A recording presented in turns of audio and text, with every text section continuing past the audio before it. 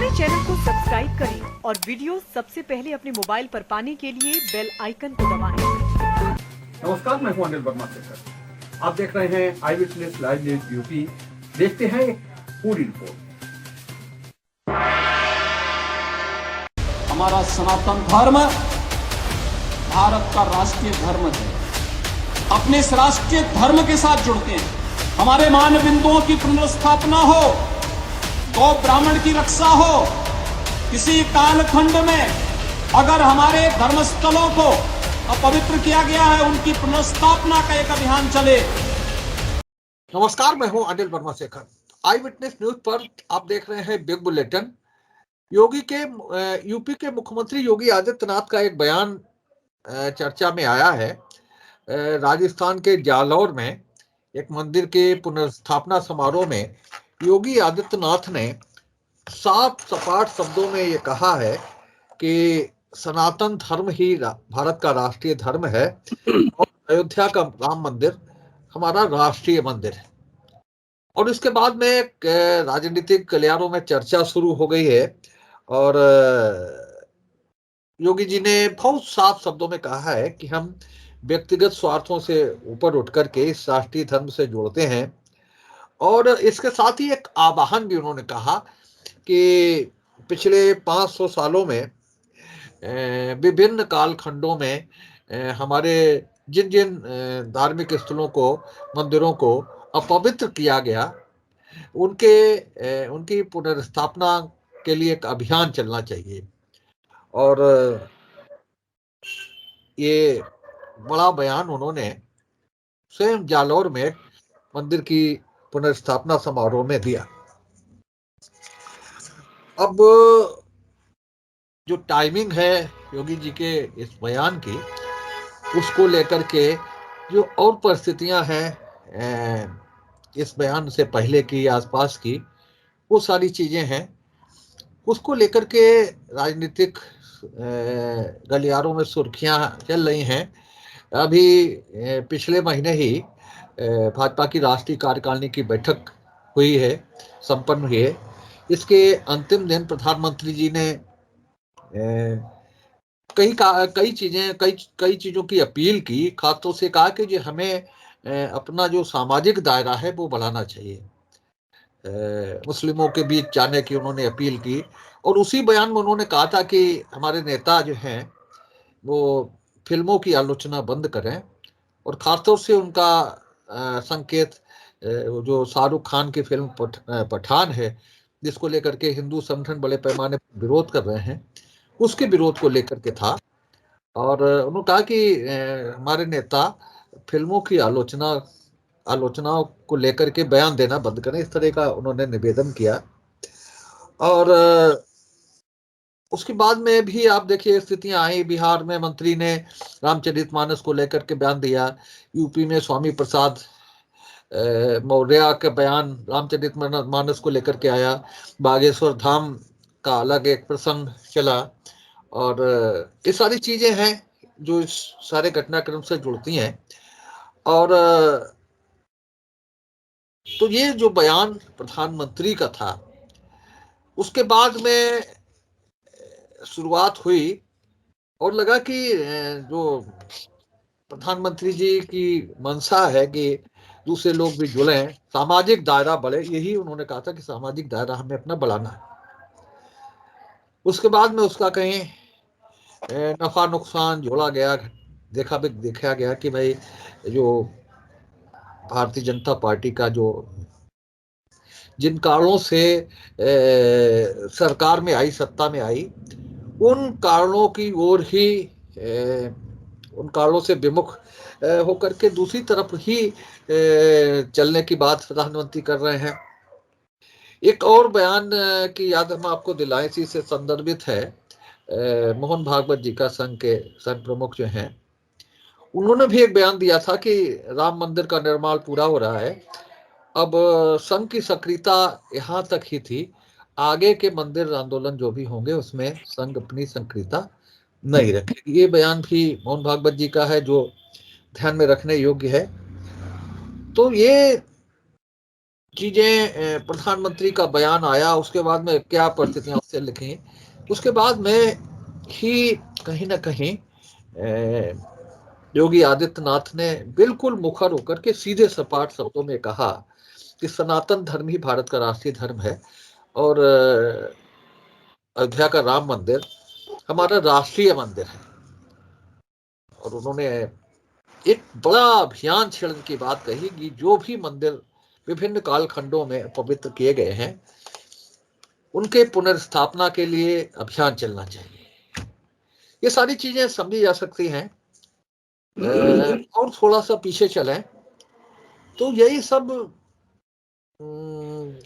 उस समय भी होता था जब आदरणीय अटल बिहारी वाजपेयी जी और अडवाणी जी की जोड़ी चलती थी। अटल जी की धारणा वही थी कि सबको साथ लेने की बात करते थे, वही जो भाजपा का नारा है, सबका साथ सबका विकास, सबका प्रयास, सबका विश्वास।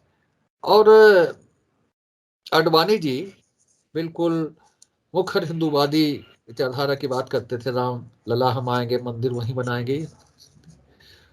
तो लगता यह है कि अब फिर वही लाइन जो भी इस पूरे भाजपा को के जो रणनीतिकार है भाजपा से लेकर के राष्ट्रीय स्वयंसेवक संघ तक, वो सब फिर इसी लाइन पर कहीं ना कहीं इसी लाइन को अख्तियार करने की ओर बढ़ रहे हैं।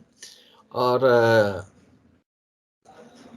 उसमें यही है कि प्रधानमंत्री की तरफ से ये कहा जाए कि प्रधानमंत्री की तरफ से कहा गया कि भाई सबको साथ लेकर के चलना है, सबका साथ सबका विकास करना है। और योगी आदित्यनाथ जी बिल्कुल मुखर हिंदूवादी विचारधारा को आगे बढ़ाने के लिए उन्होंने शुरुआत कर दी है। जाहिर सी बात है कि इसमें तो कोई शक शुबा होने नहीं चाहिए कि ये सारी चीजें जो चुनाव की जो है 24 का, उसको लेकर ही सारा वातावरण बन रहा है। और वातावरण कि जो भी स्थितियां हैं, जो भी परिस्थितियां हैं, वो सब बनती बिगड़ती हैं। और लेकिन जिस फार्मूले पर जिन कार्यक्रमों को लेकर के भाजपा सरकार में आई या जो चीजें उसके फायदे की हैं, जाहिर सी बात है कि उसको ही आगे बढ़ाने की बात होगी। तो आज हम इसी सारे बिंदु पर चर्चा करेंगे।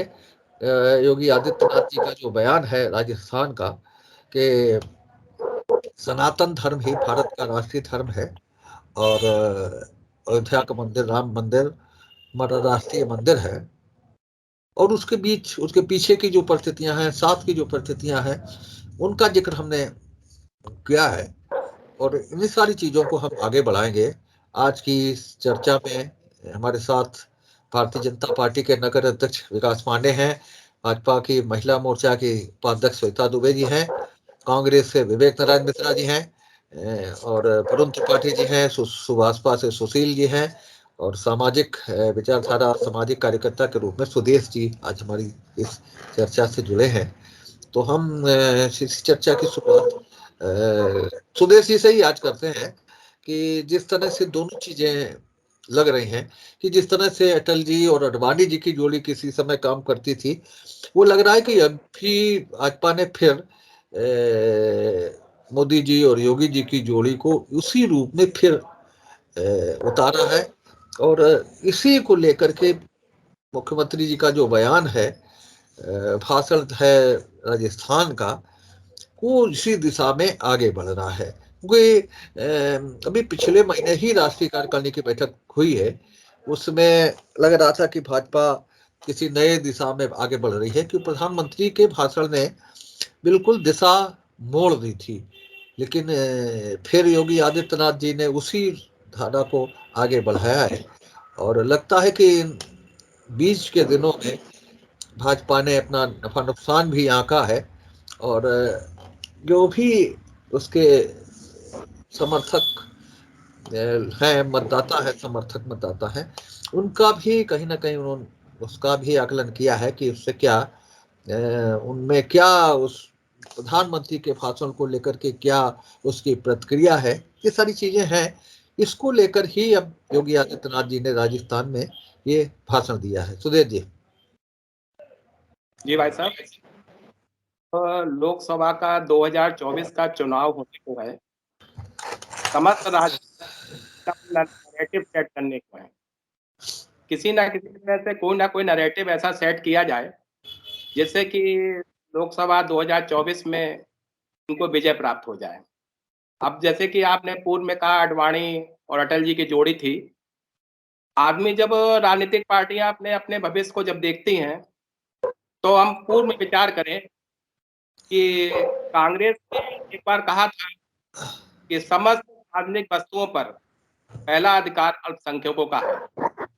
उसके बाद अटल बिहारी वाजपेयी जी जब 2005 के चुनाव होने को थे 2004 में, तब उन्होंने भी अपना एक किया था चुनाव से पहले कि जब हम सत्ता में आएंगे तो लाखों लाख नौकरियां अल्पसंख्यकों को देंगे।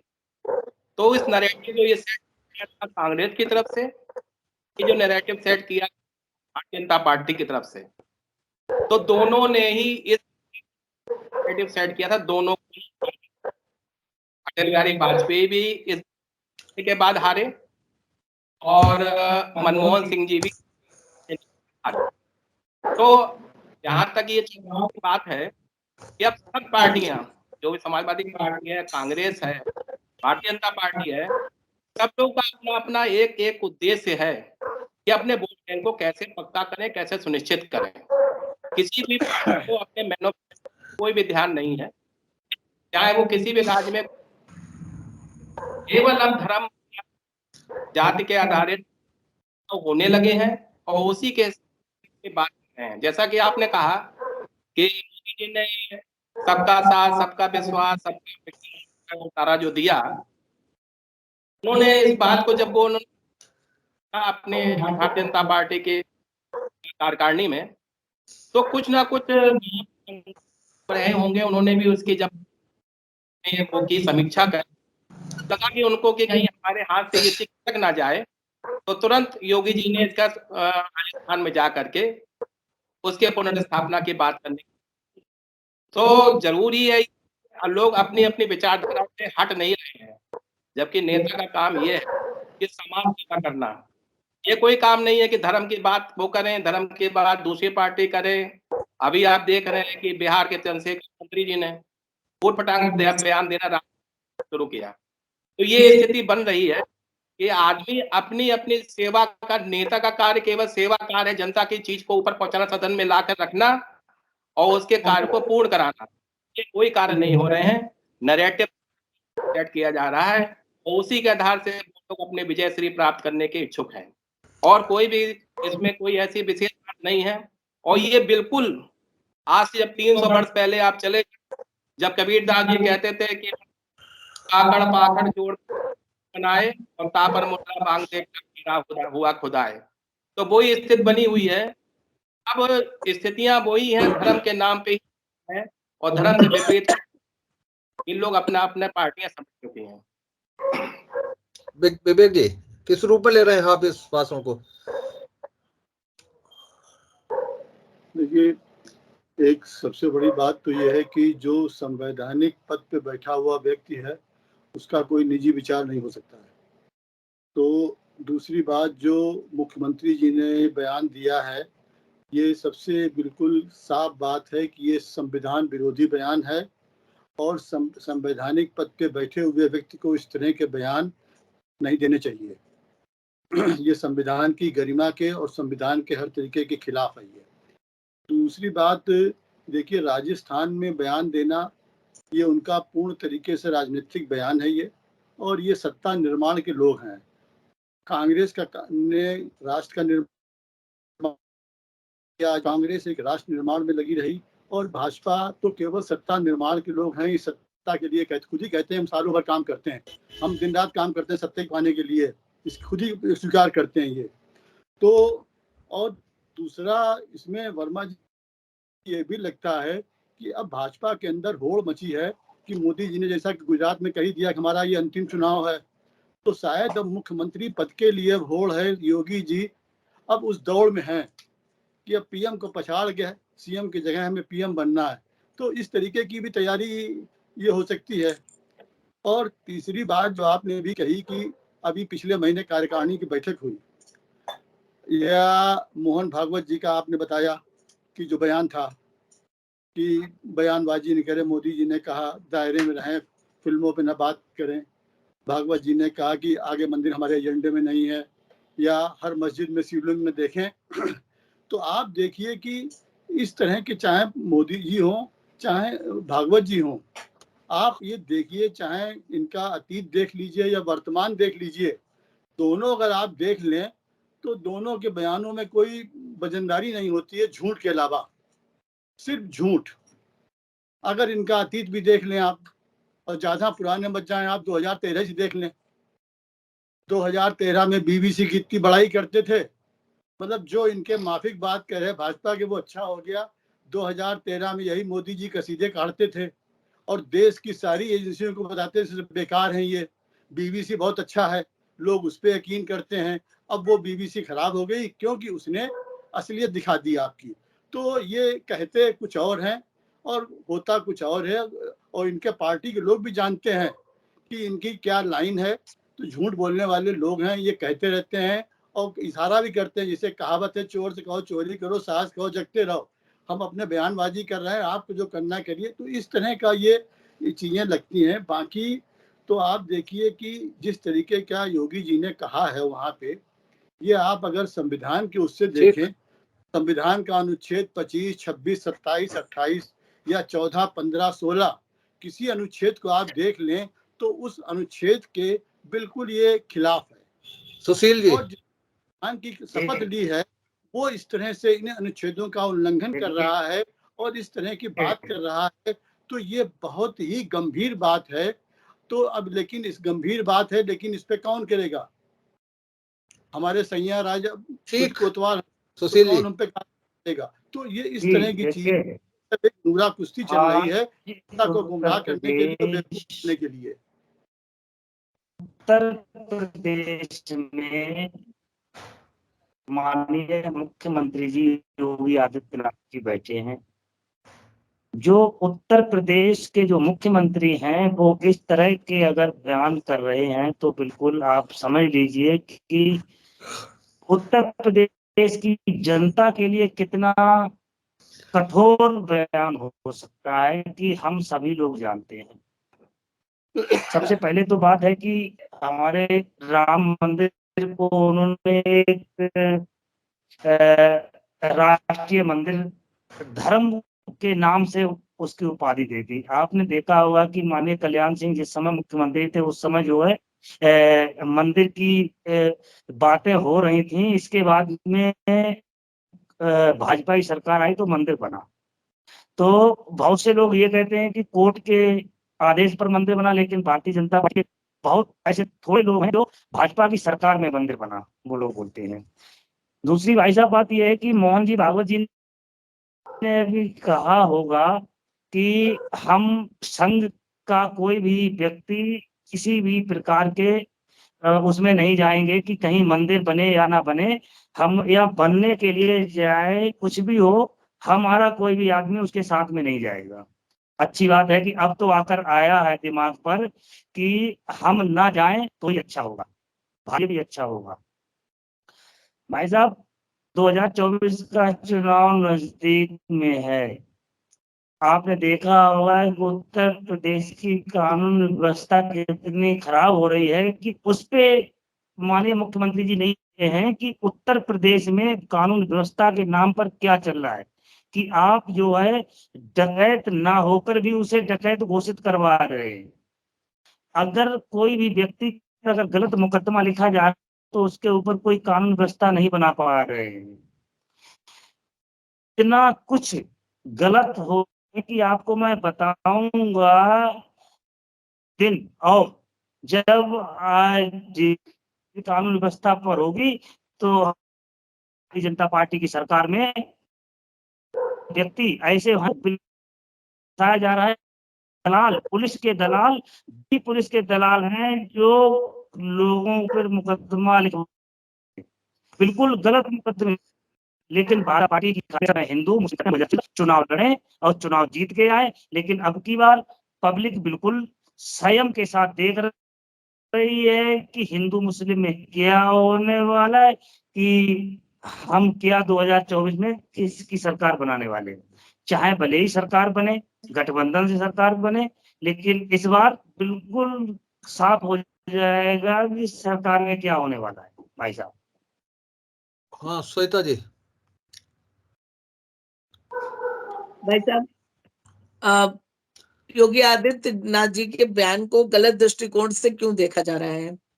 अगर उन्होंने ये कहा कि जिस तरह से राम मंदिर का निर्माण हुआ और राम मंदिर हमारा राष्ट्रीय धर्म है, तो राष्ट्रीय मंदिर है और सनातन धर्म हमारा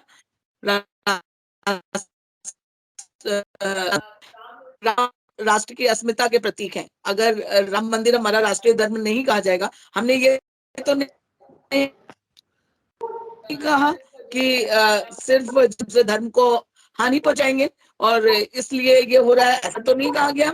और मैं आपका ध्यान विवेकानंद जी की उस कथन की ओर आकृष्ट करना चाहूंगी कि जब 1893 में जब उन्होंने वहां पर शिकागो में कहा था, तो उन्होंने भाषण दिया। सबसे पहले उन्होंने यही कहा था कि मुझे गर्व है कि मैं उस धर्म से हूँ जिसने इस संसार को सहिष्णुता और सार्वभौमिक स्वीकृति का पाठ पढ़ाया है। और सनातन का अर्थ है शाश्वत, यानी कि सदा बना रहने वाला, जिसका ना कोई अंत है, ना वो कभी उसकी शुरुआत हुई है, ना जिसका कभी कोई अंत होगा। और पुराने समय में ये बृहत्तर भारत तक हमारा धर्म प्रचलित था। तो इसको किसी भी चीज से जोड़ा जाना या इसको गलत रूप से वो कहना। और मैं एक चीज पूछना चाहूंगी अपने कांग्रेस के प्रवक्ता से कि जैसा कह रहे हैं हम लोग हमेशा धर्म की बात करते हैं, ये करते हैं, और राहुल जी क्या कर रहे हैं? राजनीतिक यात्रा नहीं निकाल रहे हैं, धर्म यात्रा निकाल रहे हैं क्या? उनकी यात्रा क्यों निकल रही है?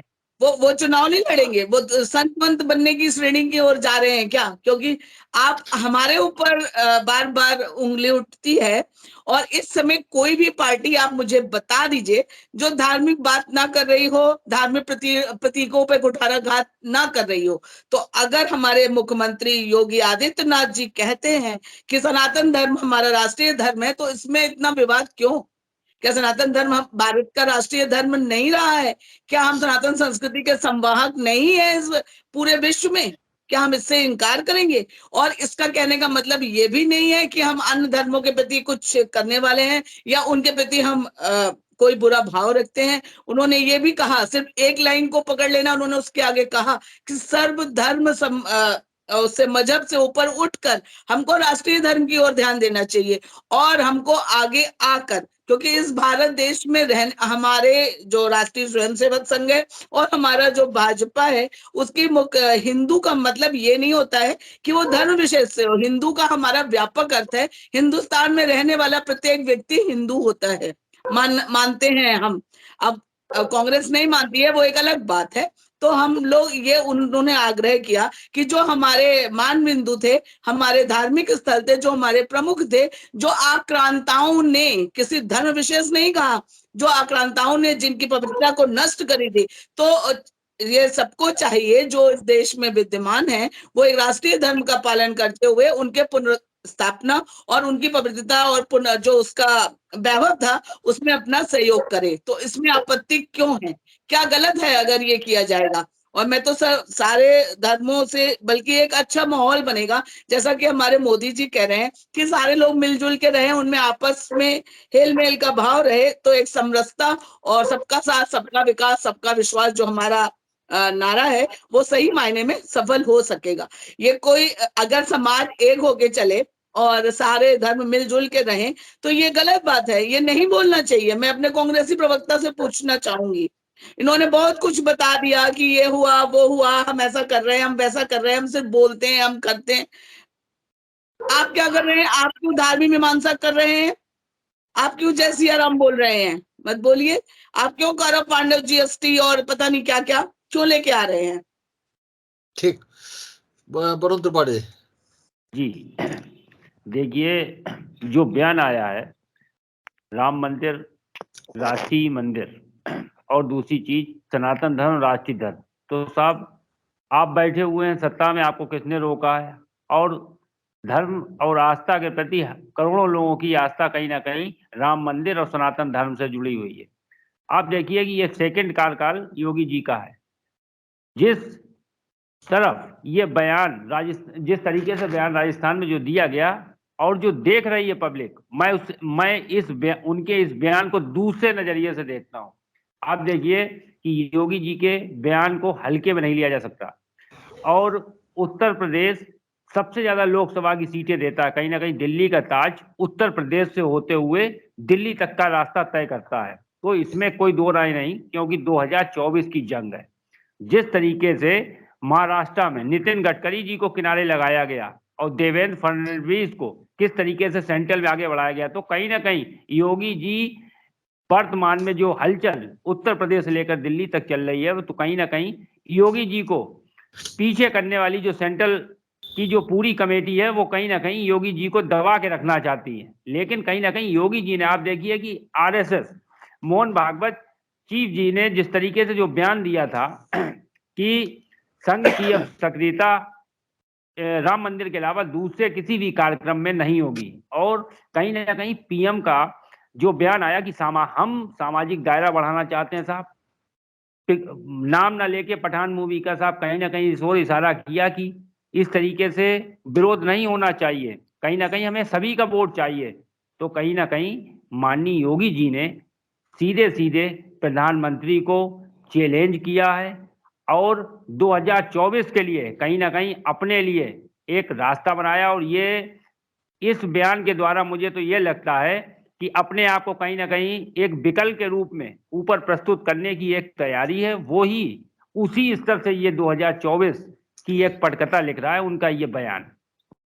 विकास पांडे कि सत्य सनातन धर्म की जय हो, प्राणियों में सद्भावना हो और विश्व का कल्याण हो। ये मूल भावना है हमारे इस देश की। हम उस देश की बात कर रहे हैं जिसकी संस्कृति हजारों हजार वर्ष पुरानी है, जिसे 60 साल 70 साल 75 साल पुराने संविधान से जोड़ करके नहीं देखना चाहिए। मेरा आग्रह है अपने यहाँ पे सारे वरिष्ठ साथियों से, चाहे वो कांग्रेस के दल से हो या किसी अन्य दल से हो, बहुत मूल में इसके जाने की आवश्यकता है। योगी जी की टिप्पणी बहुत गंभीर है, क्योंकि वो एक उत्तर प्रदेश के शासक होने के साथ साथ वो एक संस्कृति के सबसे बड़े अगवा संत भी हैं, और उस संत की दृष्टि से भी देखने की आवश्यकता है इस विषय को। और मैं बहुत हैरत का विषय है, बड़े वरिष्ठ साथी हमारे कांग्रेस के बैठे हैं, उन्होंने इस इतने गंभीर विषय को, और मुझे लगता है कि मैं आज 2-2.5 साल से इस डिबेट में बैठ रहा हूं, पहली बार इतना गंभीर विषय निकल करके सामने आ रहा है माननीय योगी जी के बयान के बाद। और उसके बाद कांग्रेस के इतने वरिष्ठ प्रवक्ता का ऐसा बयान, मुझे लगता नहीं कि कांग्रेस के किसी भी निम्न स्तर के प्रवक्ता भी इस तरीके से रिएक्ट करेंगे। विषय को समझिए। आपको एक छोटा सा वाक्य मैं बताना चाहूंगा। गंगा को पृथ्वी पर अवतरित क्यों किया गया था? भागीरथ जी अपने पूर्वजों को संतृप्त करना चाहते थे, पूर्वजों को तारना चाहते थे। ये जिम्मेदारी थी भागीरथ जी के ऊपर, और उन्होंने उस जिम्मेदारी का निर्वहन करने के लिए कठिन तप और तपस्या की, और उस तपस्या के बाद गंगा को पृथ्वी पर लेकर के आए, मां गंगा को पृथ्वी पर लेकर के आए, और उसके बाद अपने पूर्वजों को तारा। तो माननीय योगी जी मुख्यमंत्री हैं क्योंकि वो 70 साल पुराने संविधान की देन है, लेकिन माननीय योगी जी एक संत हैं, ये हजारों साल पुरानी हमारी संस्कृति की देन है। हमें गर्व है ऐसी संस्कृति पर, हमें गर्व होता है ऐसी संस्कृति पर। मेरा एक सीधा सवाल है हमारे आदरणीय सारे प्रवक्ताओं से, मैं कांग्रेस से कहूंगा कि बगैर राजनीतिक उठापटक के एक सवाल का जवाब दें, क्या सनातन हमारा राष्ट्रीय धर्म है या नहीं है? हाँ और ना में जवाब दें। ऐसे जवाब ना दें कांग्रेस के लोग जैसे पूरे बरसों 500 बरस से कांग्रेस 85 बरस से कांग्रेस राम मंदिर के मुद्दे पर इस देश को गुमराह करती चली आई, और जब आज राम मंदिर बनकर के तैयार हो गया तो सिया राम चिल्लाने लगे। तो ऐसे जवाब ना दें, बिल्कुल स्पष्ट जवाब दें, क्या राम मंदिर राष्ट्रीय मंदिर है या नहीं है? क्या सनातन धर्म हमारा राष्ट्रीय धर्म है या नहीं है? इस बात का खुलकर के जवाब देना चाहिए और स्पष्ट जवाब देना चाहिए, क्योंकि राजनीतिक विषय नहीं है ये देश की अस्मिता और अखंडता का विषय है। जब हम बात करते हैं अखंड भारत की, तो हम बात करते हैं कश्मीर से कन्याकुमारी तक वो भारत नहीं है, वो भारत किष्किंधा और कंधार तक जाने वाला भारत है।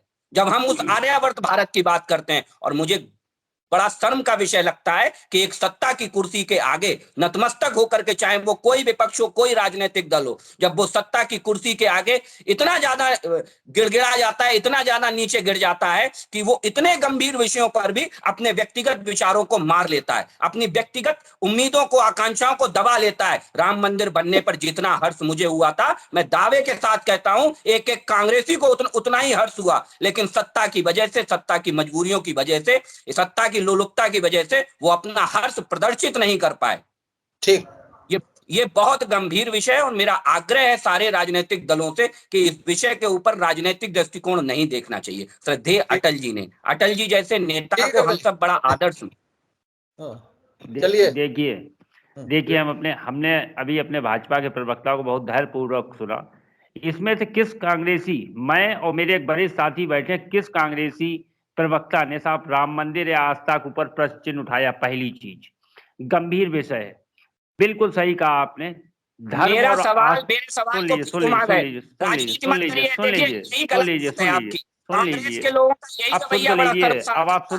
अब यही तो चीज है, आप सुनते नहीं है।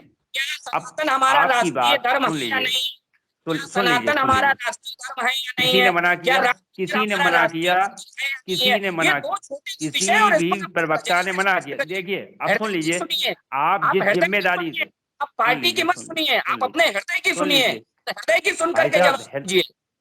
अरे अब आप हमारी भी तो सुन लीजिए, हमने अपने हृदय की भी सुन ली, आपकी भी सुन ली। रही बात, आप देखिए कि धर्म और आस्था का, तो धर्म और आस्था के इस राम मंदिर या जो राष्ट्रीय मंदिर की बात की गई, या सनातन धर्म की, या हमारे भाजपा, क्या कांग्रेस के किसी साथी ने साहब इसके विरोध में या कोई बात कही? और दूसरी चीज, आप लोग सुन लीजिए, अब आप घुमाते हैं, अब आप सुनते नहीं है, आप नकार चुकी है, आप कांग्रेस नकारने का बड़ा कारण आप एक जिम्मेदार प्रवक्ता होने का, सुन लीजिए भाई साहब, ये देश की अखंडता, सुन लीजिए, हमें मालूम है की बात है। 2024 की तैयारी सुन लीजिए। देखिए, जनता से जुड़े हुए मुद्दों को आप, अगर आपके अंदर इतनी ही जिम्मेदारी होती, सुन लीजिए, उत्तर प्रदेश में भाजपा अगर इतनी ही जिम्मेदार होती साहब, तो बेरोजगारी, महंगाई, सुन लीजिए, बेरोजगारी, महंगाई, पेट्रोल डीजल, तमाम ऐसे मुद्दे हैं, गंभीर मुद्दे, उन्हें आप गंभीर नहीं लेते। मुझे तो शर्म आती है कि आप देखिए कि किस तरीके से बड़ा भव्य आयोजन हुआ था दिवाली का साहब, और उसमें बाहर कैसा रामराज है साहब, बाहर छोटे छोटे बच्चे, छोटी छोटी लड़कियां साहब, वो तेल निकाल रहे थे, दीपकों से तेल निकाल रहे थे, तेल किस तरीके से बीना गया। आप, वो भव्य आयोजन हुआ था, मुझे बहुत हर्ष और खुशी होती है कि भव्य आयोजन हुआ था, लेकिन आप समझिए कि आम जनता की, रामराज के अंदर आम जनता की क्या हालत है। आप हृदय पे हाथ रख के बताइए, आप जिस रामराज की बात कर रहे हैं, आस्था का प्रश्न है, आप देखिए कि किस तरीके से पब्लिक, आम जनता कितनी लाचार, असहाय और मजबूर है।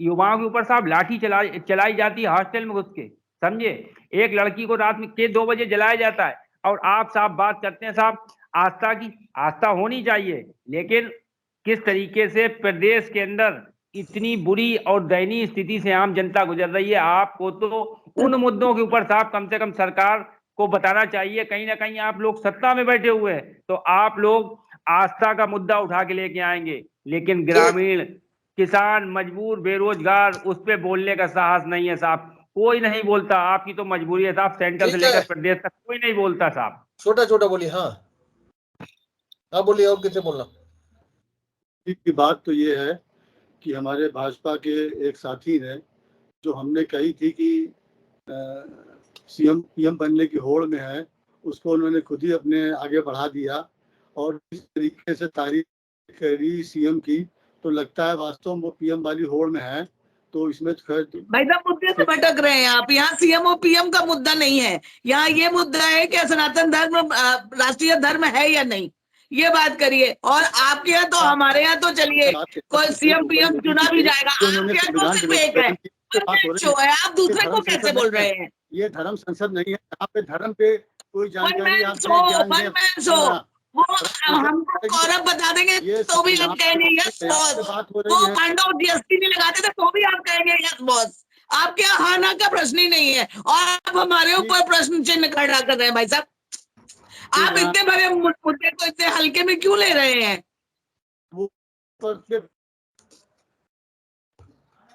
कांग्रेस के पास, मैंने आपसे पहले ही बताया, कांग्रेस पास नीतिविहीन पहले आटे पे जीएसटी से पटरी से उतरी हुई गाड़ी है।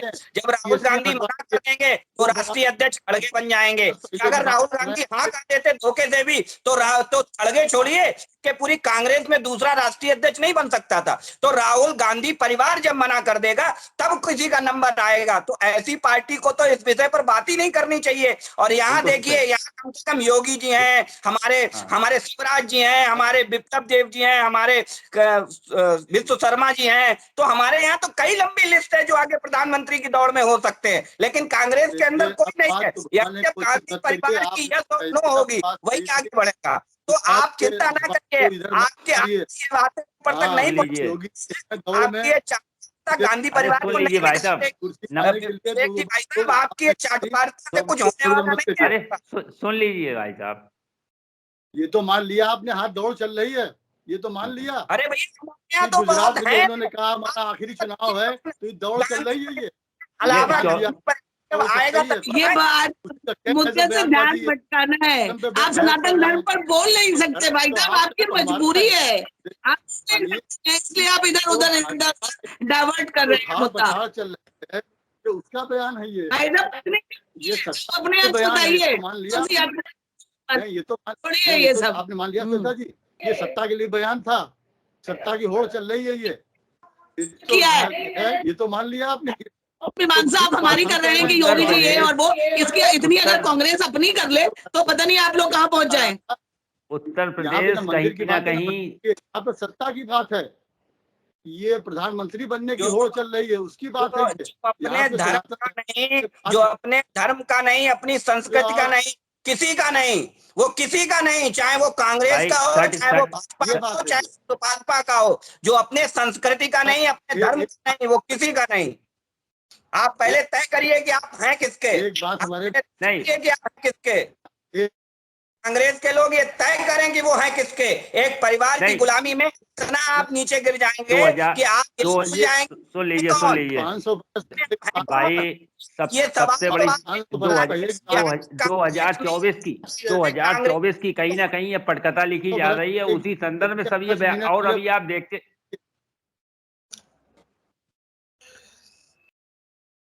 चलिए उदय जी कंक्लूड करिए। उदय जी। जी भाई साहब, हाँ समापन। जैसा कि प्रणव जी कह पटकथा लिखी जा रही है, वास्तव में सही है कि 2024 में ही ये नैरेटिव सब सेट हो रहे हैं, सब पार्टियां अपना अपना नैरेटिव सेट कर रही हैं। तो इसमें किसी को कोई आपत्ति नहीं होनी चाहिए कौन क्या कर रहा है, कौन क्या नहीं कर रहा है। लेकिन जो भी कार्य हो रहा है ये सब चुनाव के रणनीति के तहत ही हो रहा है। और इसमें जो जो कर लेगा, जो जनता को सही तरह से अपने को दिखा देगा, जनता के लिए हम हितकारी हैं। अब ये निश्चित हो गया है कि चुनाव अगला धर्म के आधार पर ही होगा, जात के आधार पर ही होगा, क्योंकि बड़े बड़े उत्तर प्रदेश बिहार जो राज्य हैं वो केवल जात धर्म के आधार पे ही चलाए जा रहे हैं और उसी आधार पे चल रहे हैं। इसलिए मेरा तो यही कहना है कि अब जो भी चुनाव अगले 2024 का होने वाला है, धर्म आधारित चुनाव होने वाला है। किसी को किसी मूलभूत जो जनता के मुद्दे हैं उस पर किसी को कोई कार्य नहीं करना है, केवल यही कार्य करना है कि धर्म, सनातन धर्म, योगी धर्म। और आज हमने योगी आदित्यनाथ जी के बयान पर चर्चा की जिसमें उन्होंने जो सनातन धर्म है उसको राष्ट्रीय धर्म कहा है और अयोध्या के मंदिर को राष्ट्रीय मंदिर घोषित किया है। आज हम लोगों ने इस बयान पर चर्चा की और जैसा कि सुदेश जी कह रहे थे कि सारी चीजें कहीं ना कहीं चुनाव से जोड़ करके 2024 के चुनाव से जोड़ करके देखी जा रही हैं और देखी जानी चाहिए भी। तो आज की इस बुलेटिन की बहस को हम यही समाप्त कर रहे हैं। आज की बहस में भाग लेने के लिए सुदेश जी का, विवेक जी का, श्वेता जी का, वरुण का, विकास जी का और सुशील जी का बहुत बहुत धन्यवाद। हम अगले सप्ताह फिर मिलेंगे नई बहस को लेकर, नए विषय को लेकर के। तब तक के लिए इजाजत दीजिए। शुभ रात्रि। सभी को शुभ रात्रि। सार मेरी साधना का शेष रहना चाहिए, मैं रहूं या न रहूं ये देश रहना चाहिए। भारतीय लोकतंत्र के महापर्व गणतंत्र दिवस के मौके पर समस्त देशवासियों को बहुत बहुत शुभकामनाएं। मेजर सुनील दत्त द्विवेदी, नगर विधायक, Farrukhabad. CP Vidya Niketan inter college Kaimganj की ओर से समस्त जनपदवासियों को गणतंत्र दिवस की बहुत बहुत शुभकामनाएं। प्रवेश प्रारंभ प्रवेश परीक्षा 26 फरवरी 2023। सत्य प्रकाश अग्रवाल प्रबंधक, डॉक्टर मिथिलेश अग्रवाल निदेशक, योगेश चंद तिवारी प्रधानाचार्य। 74वें गणतंत्र दिवस के मौके पर समस्त जनपदवासियों को बहुत बहुत शुभकामनाएं। Rajputana public school, Jahanganj road, Farrukhabad. Admission open. Virendra Singh Rathore, प्रदेश सह संयोजक, पूर्व सैनिक प्रकोष्ठ, भारतीय जनता पार्टी, उत्तर प्रदेश। तार मेरी साधना का शेष रहना चाहिए, मैं रहूं या न रहूं, ये देश रहना चाहिए। भारतीय लोकतंत्र के महापर्व गणतंत्र दिवस के मौके पर समस्त देशवासियों, खासतौर से कन्नौज वासियों को बहुत बहुत शुभकामनाएं। विवेक नारायण मिश्रा, पूर्व जोनल प्रवक्ता, उत्तर प्रदेश कांग्रेस कमेटी, कन्नौज। 74वें गणतंत्र दिवस के मौके पर समस्त जनपदवासियों को बहुत बहुत शुभकामनाएं। Neha nursing home and cardiac care centre, बाबूजी की गली, चौक, Farrukhabad. Ultrasound, X ray, ECG, monitor, NICU, delivery, dental, orthopaedic, echo TMT, ventilator, सभी प्रकार के ऑपरेशन और एम्बुलेंस की सुविधा उपलब्ध है। विनोद कुमार अग्नोत्री की ओर से समस्त जनपदवासियों को गणतंत्र दिवस की बहुत बहुत शुभकामनाएं। 74वें गणतंत्र दिवस के मौके पर समस्त जनपदवासियों को बहुत बहुत शुभकामनाएं। अमर रहे गणतंत्र हमारा। डॉक्टर बीके गंगवार, प्रदेश उपाध्यक्ष, किसान मोर्चा, भारतीय जनता पार्टी, उत्तर प्रदेश। 74वें गणतंत्र दिवस के मौके पर समस्त जनपदवासियों को बहुत बहुत शुभकामनाएं। राजकुमार वर्मा, मंडल अध्यक्ष, फर्रुखाबाद नगर पूर्वी, भारतीय जनता पार्टी, फर्रुखाबाद। अमर रहे गणतंत्र हमारा। अग्रवाल बुक डिपो, चौक, नेहरू रोड की ओर से समस्त जनपदवासियों, छात्र छात्राओं और शिक्षकों को 74वें गणतंत्र दिवस की बहुत बहुत शुभकामनाएं। पराग अग्रवाल, नगर अध्यक्ष, वैश्य Ekta Parishad, Farrukhabad. Asian computer institute, Jograj street, Farrukhabad की ओर से समस्त जनपदवासियों और छात्र छात्राओं को 74वें गणतंत्र दिवस के मौके पर बहुत बहुत शुभकामनाएं। सुरेंद्र पांडे, प्रांतीय महामंत्री, संस्कार भारती। 74वें गणतंत्र दिवस के मौके पर समस्त जनपदवासियों को बहुत बहुत शुभकामनाएं। विकास पांडे, मंडल अध्यक्ष, फर्रुखाबाद नगर पश्चिमी, भारतीय जनता पार्टी, फर्रुखाबाद। अमर रहे गणतंत्र हमारा। लोधी छत्री महासभा फर्रुखाबाद की ओर से समस्त जनपदवासियों को 74वें गणतंत्र दिवस की बहुत बहुत शुभकामनाएं। परशुराम वर्मा, अध्यक्ष, महेश चंद्र राजपूत, महामंत्री। 74वें गणतंत्र दिवस के मौके पर समस्त जनपदवासियों को बहुत बहुत शुभकामनाएं। सुशील कश्यप, मीडिया प्रभारी, पप्पी देवी कश्यप, महिला जिला अध्यक्ष, सुहेल देव, भारतीय समाज पार्टी, फर्रुखाबाद। 74वें गणतंत्र दिवस के मौके पर समस्त जनपदवासियों को बहुत बहुत शुभकामनाएं। दया शंकर, ब्लॉक अध्यक्ष, शमशाबाद एवं दुर्गेश कश्यप, विधानसभा क्षेत्र अध्यक्ष, कायमगंज, सुहेल देव, भारतीय समाज पार्टी, फर्रुखाबाद। सार मेरी साधना का शेष रहना चाहिए, मैं रहूं या न रहूं, ये देश रहना चाहिए। भारतीय लोकतंत्र के महापर्व गणतंत्र दिवस के मौके पर समस्त देशवासियों को बहुत बहुत शुभकामनाएं।